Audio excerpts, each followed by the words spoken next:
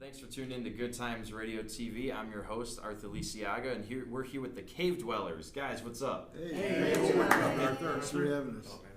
So why don't you tell us a little bit about who's here with us today? We have the original Cave Dwellers and some new members as well, correct? That's right. I'm one of the originals. I'm Rick Sorcy. I'm the drummer and vocalist. Yay, Rick. Bruce Gordon, bass and vocals. I'm an original, and I'm aged. I'm Gary Goldberg, the founder of the band in 1964 in the basement of my house. And I'm glad to be reunited again with Bruce and Rick as the original Cave Dwellers. And we got 4 great new people that have brought us all together again, and we're having a great time. So who's ever next? Hi, I'm Lan Quinn. I am the first female in the band. Quit laughing over here. And I really like this band. It's very exciting. Everybody's got their own character, and I've had a great time being in this band. I'm a vocalist, by the way. I'm Rodney. Hi, I'm the new guy. But I play guitar, and it's an honor to be here. Love these guys. Love their music. It's a lot of fun. Rob Mathias, guitar player, and honored to be playing with these guys. Good group of musicians, good stuff. And I'm Marianne Gray, and I'm with the video. So tell us a little bit about how the band formed. We have some of the original members here, as we mentioned. So tell us a little bit about where you guys started, how this whole thing came to be. It all started in the fall of '64. You know, the Beatles were big that year in February. They made the Ed Sullivan Show. Yeah. And everyone, all American bands wanted to be British because you couldn't get anywhere unless you were British. But we decided to form the band. I met Rick, and he became the drummer. And then Bruce is a friend of my younger brother that was working for my dad making these pink finks in the basement.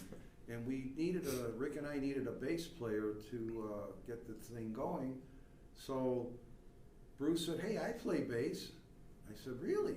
So I said, "How old are you?" He said, 15 and a half. I said, "Well, you don't even drive yet." He said, "But I can play." So we listened to him, and he could play. He was very good. So he was the youngest member to be in the band. Wow. And then we had Victor Alfonso, we had Henry Gardano, and Freddie Glickstein, who went on to be with the Flock. So that's how it all started. Then I started to write some original songs, but we were going to go in the neighborhood I'll let Rick tell this part of the story before I get to the other part. It's about our local recording studio in the neighborhood where you can go on, Rick. Go ahead, you tell the story. Well, we booked a session in the basement of a Chinese restaurant. And upstairs, Jim Fong's Chinese Cantonese restaurant had takeout, and we came in with our amps and our drums, and we recorded 2 songs, "Don't Break My Heart Again," and then we did a cover of "What I Say," and that was our session that day.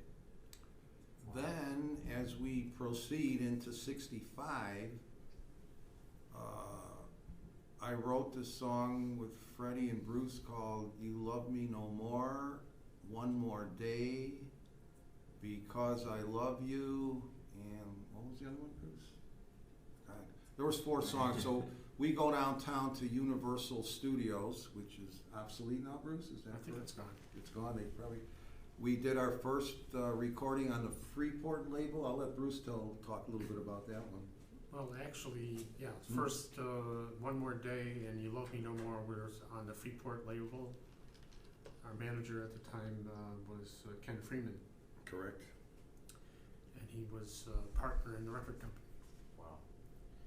So that was the first release. And we got airplay on WLS, WCFL radio. All of a sudden I'm driving one afternoon, oh my God, they're playing You Love Me No More. Then the next day I hear One More Day that there was A and B sides on 45 RPMs in those days. Holy cow, I couldn't believe it. So I called everybody, her record's on the air. And it was thanks to Bernie Allen. He was the first disc jockey that played our music. Wow. Then we go into the December 20th of 1966. We get signed by Jimco Records, and we had this song called "You Know Why," and the funny story was, we're done with "You Know Why," and you're not leaving. I said, I thought we're done. You have to have another side to the 45. Oh, wow. And I'm going, oh my God. And I don't have any material. So you know what? I start thinking of some girl I hate. They gave me 15 minutes to go in the back room, and I'm not leaving the studio until the song is recorded. Well, I wrote this song called "Run Around," about you run around with every damn guy and blah, blah, blah. You know, I put 4-chord progression together, brought it to the guys, we recorded it, and boom, a month later, 2 months later, it's on CFL and WLS radio. Wow. The song that I needed to cover the contract of our record label. Sure. Otherwise, we wouldn't be able to leave. Wow. Then in the summer of '67, I don't know, when we played it, remember when the Alewives came out?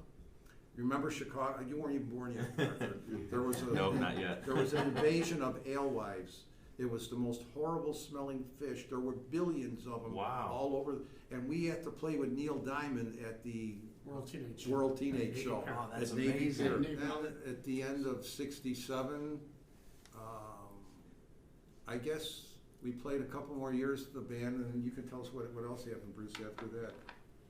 Well, let's see, there was a metamorphosis of the band, actually, Yeah. because some of us had left. Mm-hmm. Well, we all went, Rick went his way, Bruce went his way, I went my way. The funniest thing is, we haven't seen each other in 50 years, and I'll let Rick tell you what happened after that, because what happened to me is beyond recognition, but I wouldn't be sitting here with Rick today if it wasn't for Kathy, his wife, sitting over there, happened to see an article, but I'll let Rick tell it from here. Oh, God. Well, Gary, sometimes it likes to embellish, and I'm being kind. Yeah. Sure. And he was telling somebody about how the Cave Dwellers opened for the Beatles Okay. at Comiskey Park in 1965. And the reporter was like, so you guys opened, and Gary didn't, the reporter was talking about how we played before the Beatles, and Yeah. Gary wasn't like telling him, no, that's not it. Gary just, Well, you saw the magazine. anyway, Yeah, so yeah. this reporter for the Daily Herald wrote this article about how the Cave Dwellers opened for the Beatles. Right. So my wife is reading the paper, Mm-hmm. and she goes, there's a guy here who says his band opened for the Beatles. And I go, what's the name of the band? And she Oh my goes, God. the Cave Dwellers. I go, the Cave True story. Dwellers? That's a true story. I Wow. was in that band. Yeah. She goes, no, you weren't. I go, yeah, I got the original record, Don't Break My Yes. Heart Again. So I Oh went my up and gosh. got it and showed her the record. And so then I tried to get a hold of him, and he was laying low because he was catching some heat Sure. for the article and Yeah. the story he told. And so then finally, a couple weeks later, he got a call from another one of the members of the group, Peter Budd, and he says, Gary got your phone calls and he wants to meet you again and get together. We're playing at such and such a place. Right. Why don't you come out? So Kathy and I came out and walked into the place that they were playing, and Gary saw me and I saw him. We, had a little hug. Yeah. And, it'd been a long time. I hadn't seen him since like '66 or so. And 50 years. we took it from there. It Wow. was. He said, we really don't have a drummer. Why don't you come back in the band? Sure. So this was actually in 2014 when this Mhm. happened. And so I joined the band in April of 2014, and I stayed with them for about 6 months. I didn't like the direction of the band. I didn't Mhm. like the music. It was all over the place. It was new stuff, old stuff, country. It was just, I Nice. really, I didn't enjoy it. So in October of 2014, I left. I'd been there 6 months. A year later, Gary calls me up and he says, Rick, we're going to do this show for the military. Why don't you come out and watch us play? And so I came out and actually sat in and sang a couple songs with the band. I didn't play drums, I just sang. And then there was another job that was coming up, and the guys in the band didn't want to play it. So Gary says, you want to do it with me? Yeah. So I go, yeah, what the hell? You know, so we got a couple of players. We got a bass player and a guitar player. We went to this place called the Village Tavern in Long Grove. No practice. We just went up there Nailed it. and we played it. We played all the songs we knew. That was great. And it was so much fun. Yeah. And I turned to Gary and I said, tell me you had one gig with that other band that was as much fun as tonight. No, And we he had a said, good time. I said, no, I said, listen, Yeah. this is what we're going to do. Yeah. We're going to just play 60s rock and roll, our roots. Yeah. And that's all we do today. And that's what That's we do. amazing. And from that point on, the band took off. Mhm. And Well, how did we find, we got a hold of Bruce then? What yeah, happened? we called Bruce. Yeah. We found Bruce, and we Mhm. invited him to come back. Yeah. And at first, you know, it took a little while to get him in the band, Yeah. but finally he decided, yeah, let's do it. I want to be in the band. That's so cool. And we've been playing. We just came off of 6 weeks in a row of playing. Wow. And, And the biggest show was playing a couple of weeks ago for Ron Onesti at the Arcada. Oh. We draw a crowd. Wow. it was the Club Oh, Arcada man. in St. Charles. It's on the third floor of the Arcada Theater. It's an upscale speakeasy. Yeah. You walk in, the bookcase turns, and you walk in. Oh my gosh. It's really cool. That The is greatest so place cool. to play. It was probably our best job with this band. Yeah. And we nailed it there. We were good. So, That's amazing. We got a standing O. Yeah. Oh my we did. gosh, Yeah, that is yeah. awesome. She does all the old songs. You know, Yeah. she sings We all something. do. Yeah. It's Yeah. fun having a girl in the band. Well, it's cool because the chemistry never left. It's amazing that you play apart from each other, away from each other for so long, and then when you come back together, it's like you never left.